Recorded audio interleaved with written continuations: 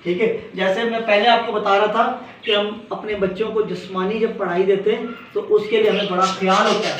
क्या करते हैं हम, उनको स्कूल, कोचिंग, बुकें हर चीज़ की हमें फिक्र होती है उनकी, क्योंकि हमें पता होता है कि हमारा बच्चा पढ़ लिख कर एक अच्छा टारगेट अचीव करेगा और उसको कामयाबी मिलेगी और कल को अपना मुस्तकबिल बना लेगा। पर हमारा ये फोकस क्यों नहीं होता कि जब वो चर्च से आया है तो उसको हम कुछ पूछें, कलाम से क्या सीख कर आप आए हो, अब चर्च लैंड की ग्यास है, किस सेट के आया है, कुछ पता ही नहीं होता हमें, क्योंकि माँ बाप भी लापरवाह होता है तो बच्चा भी लापरवाह होता है। जब तक माँ बाप फोकस नहीं करेगा तो बच्चा कभी कामयाब नहीं होगा, क्योंकि अगर स्कूल में भी आप डाल देंगे तो उस पर फोकस करते हैं तो तभी वो पढ़ाई में कामयाब होता है। कोचिंग हमें टाइम से छोड़ के आना, उसको खाना देना है, ये वो सब हमें जिस्मानी बीज के लिए हमें बड़ी फिक्र होती है, क्योंकि वो तालीम वो भी है, तालीम ये रूहानी तालीम है जो हमेशा की ज़िंदगी देने वाली है, और वो जिस्मानी है जिन्हें दुनिया की रोलना है।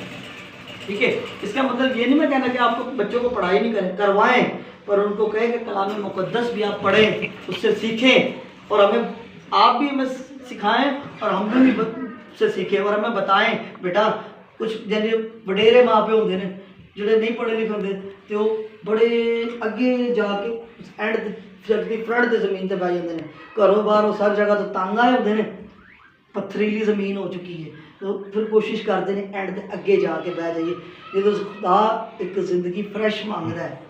ठीक है, एक साधु सुंदर सिंह की बड़ी प्यारी मिसाल है कि वो एक आम वाले के पास जाता है तो उससे आम उठाता है और खा के उसकी गुठली उसके हाथ में दे देता है, तो उससे आम वाला पूछता है ये आपने क्या करा है, तो कह रहे हम क्या, खुदा के साथ भी तो हम यही करते हैं कि सारी ज़िंदगी जब हमारी एनर्जी वाली होती है तो हम गुनाह में वेस्ट कर देते हैं और आखिर में जो हड्डियाँ रहती थी तो खुदा के पास हम चले जाते हैं। ठीक है, तो हमारी सोच कैसी होनी चाहिए कि हम जब जोश से, होश में और तंदुरुस्ती में जब हों तो हमें चर्च के फ्रंट पे बैठना चाहिए। अक्सर आप कभी देखें चर्च में बुजुर्ग अगे होंगे तो नौजवान पीछे चप्पला दे वाले तो सिक्योरिटी कर रहे होंगे, जिनके लिए ज़रूरत है वो बाहर। आप अक्सर देख लें कोई कुछ करता होगा कोई कुछ, और उनको वो कलाम अंदर पता ही नहीं क्या हो रहा है, वो इस चीज़ से लातल्लुक होते हैं। रास्तबाजी या कामयाबी हमें चप्पलों की हिफाजत या चर्च की सिक्योरिटी से नहीं मिलेगी, हमें कलाम से मिलेगी। ये खुदा का कलाम है और ये वो बीज है जो हमारी ज़मीन में जब बोया जाएगा तो हम सीखेंगे। हम बड़ी फिक्रे के साथ अपने बच्चों की फीसें भरते हैं, जब बच्चे की फीस आ गई सूती पैसे चुक लेने ने, ब्याज पे हम नहीं ले लेंगे, कर्जा उठा लेंगे या कोई चीज़ बेच देंगे कि नहीं मेरे बच्चा रह ना जाए, ऐसा नहीं भाई, सॉरी कोई रह ना जाए मेरा बच्चा किसी पेपर च हो किसी जगह, तो हम ये क्यों नहीं कहते कि मेरा बच्चा चर्च क्यों जा क्यों नहीं रहा, क्या सीखता है, मुझे उसकी फिक्र ही नहीं। चर्च की कोई एक्टिविटी या कोई कलाम की कोई एक्टिविटी हम उससे डिस्कस ही ना घर पे करते हैं ना बाहर करते हैं। हाँ, जिस्मानी पढ़ाई की हम करते हैं, हमें रूहानी कलाम की जो बीज है उसकी कोई फिक्र ही नहीं होती। जो जैसे अगर कोई पढ़ना चाहता है तो उस पर कांटेदार ज़मीन आ जाती है, बोझ बर्डन सबका आपको बीच में। पहले मेरा मेन फोकस है बीज, तो हमें अपनी पहले ज़मीन को नरम करना है, अच्छी ज़मीन बनाना है। कौन सी ज़मीन बनाना है? अच्छी ज़मीन। हमारी ज़मीन बन चुकी है पथरीली, राह चलती हुई और कांटे वाली, झाड़ियों वाली, हमें इससे छोड़ना है और जो चौथी ज़मीन अच्छी ज़मीन बताई गई है वो हमें करनी है। और वो किस तरह हो सकती है? कलाम मुक़द्दस से कि जैसे हम चर्च जाते हैं तो हमें टाइम से पहले जाके पहुंचना चाहिए कि हम कलाम को सुन सकें। ठीक है, पीछे बैठते हैं अजीब अजीब से, अगर कहें ना कि किसी को आगे बैठ जाओ वो कमेंट्स अजीब से पास करते, पीछे की आवाज़ आ जाएगी, और वही लाइट भी चली जाती तो देखो पीछे यार लाइट गई सी, आवाज़ ही नहीं आई, उससे मतलब खुदा उसे देना ही नहीं चाहता, क्योंकि जिसने खुदा के कलाम की कदर नहीं करी खुदा ने उसकी कदर नहीं करी।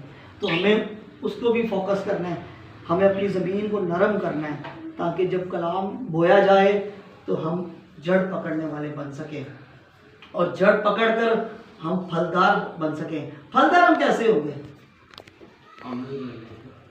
अमल करते से। और इसके अलावा कोई बताएगा कैसे हो सकते हैं? जब इस बीज को हम शेयर करेंगे, रू बचाएंगे। अक्सर आप करेंगे कि किसी दरख्त का कोई फल लेते हैं तो उसमें से बीज लगाते हैं तो फिर दूसरा पौधा निकलता है, तो आप फलदार बन सकें, 30 गुना 60 गुना बल्कि 100 गुना बन सकें।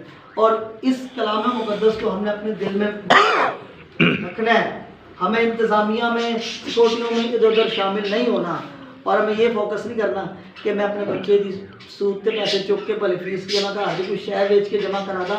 ये हमारी सोच बेकार है, इसको हमने ख़त्म करना है।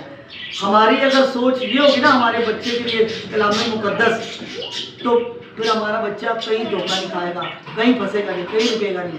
कामयाबी उसे खुदा देने वाला है अगर उसकी ज़मीन हम अच्छी कर दे तो। इसमें माँ बाप का बड़ा फोकस है इस बीच बोले में, और खुदा चाहता है कि माँ बाप इस चीज़ को करें। ठीक है, तो अच्छी ज़मीन बनाने के लिए हमें क्या करना पड़ेगा? खुदा के कलाम को सुनना, समझ, पॉइंट जारी रखने। हम क्या करते हैं, कलाम सुन के निकलते हैं, थोड़ा सा आगे चर्च से जाएंगे, 2-3 लोग आएंगे बीच में, उनको स्नाप आकी आली फलाना इधर उधर की बातें करके चर्च की बातें आउट भूल जाएंगे। वो रात से परिंदा उठा के ले जाता है, वो इब्लीस की चाल होती है शैतान की कि इनके पास भेजूं, और उसकी सारी बरकत वो छीन के ले जाता है जो थोड़ी चीज़ों ने हासिल की थी। क्योंकि बीज वाले पथरीली ज़मीन पर कहीं भी लगाते तो वो करता है। अक्सर आपने देखा होगा तो पंजाब में जब बीज लगाने वाला निकलता है तो सबसे पहले अपनी ज़मीन को वो क्या करता है, जोतता है, हल चलाता है, वहाँ पे नरम करता है, उसको पानी लगाता है, फिर उसको खोदता है, फिर पानी लगाता है, वो ज़मीन को नरम करते हैं ताकि जब वो बीज डाले तो ज़मीन की अंदर तय तक जाए, इतना ज़मीन को नरम कर देता। मतलब जैसे वो कहते हैं कि दलिया की तरह बना देते हैं। हम पंजाब में कभी जाए ना तो वो हमारा पैर अंदर तक चला जाता है, थस जाता है, इतना ज़मीन को नरम कर देते हैं। तो हमें कलाम के लिए अपने आप को नरम करना है, सीखने के लिए अपने दिल को, ताकि हम अंदर रखने वाले बने और उसको जड़ पकड़ने वाले बन सकें। जब तक हम जड़ नहीं पकड़ेंगे तब तक हम फल नहीं लाएंगे। हमें क्या होगा, यहाँ से सुन के निकलेंगे, रास्ते में कोई मिला या कोई ऐसी बात मिली तो हमसे छीन के ले जाएगा, या घर की प्रॉब्लम आई तो हम वो पथरीली ज़मीन पर बोझ डलकर या कांटों वाली डलकर वो हमसे उठ नहीं पाएगा। बीज तो पकड़ता है, खिलता है, पर ऊपर उसके वजन होता है तो वो बढ़ता नहीं, फल नहीं लाता है। इसके बीच में भी आपने पढ़ा तो पूरा बताया कि उनका कि क्या क्या कौन कौन सी ज़मीनें। मेन चीज़ है कि कलाम आपके दिल में रहना चाहिए और ये जड़ पकड़ने वाला कलाम हो। Hallelujah, hallelujah. कलाम मुक़द्दस को हमेशा अपने दिल में रखें और अपनी ज़मीन को नरम रखें। आप जब कुछ सुने तो अपनी ज़मीन को टटोलें कि और इसके अलावा हमें क्या पॉइंट मिल सकते हैं, कि भाई ने इतने पॉइंट बताए, तो इसके अलावा आप गौर फिक्र करें, खुदा से मांगे कि खुदा हमें तौफीक दे कि हम इस पर सीख सकें। ये ना हो कि भाई ने कलाम अच्छा कर देता तो साढ़ा रसम पूरी, साढ़ा काम खत्म असी जाएगा। नहीं, आप इसके अलावा इस और पॉइंट ढूंढें, मेहनत करें, पढ़ें। माशाल्लाह से खुदा के फजलो करम से आप काफ़ी पढ़े लिखे बच्चे हैं सारे, तो आप इसको पढ़ें, समझें और उस अपने दिल में रखें और उस पर हमेशा गौर व फिक्र करते रहें। जब आपका पूरा फोकस लग जाएगा तो आपकी ज़मीन पे कभी इब्लीस नहीं आएगा और ये जड़ लाएगा और फल देने वाला बनेगा। हालेलुया।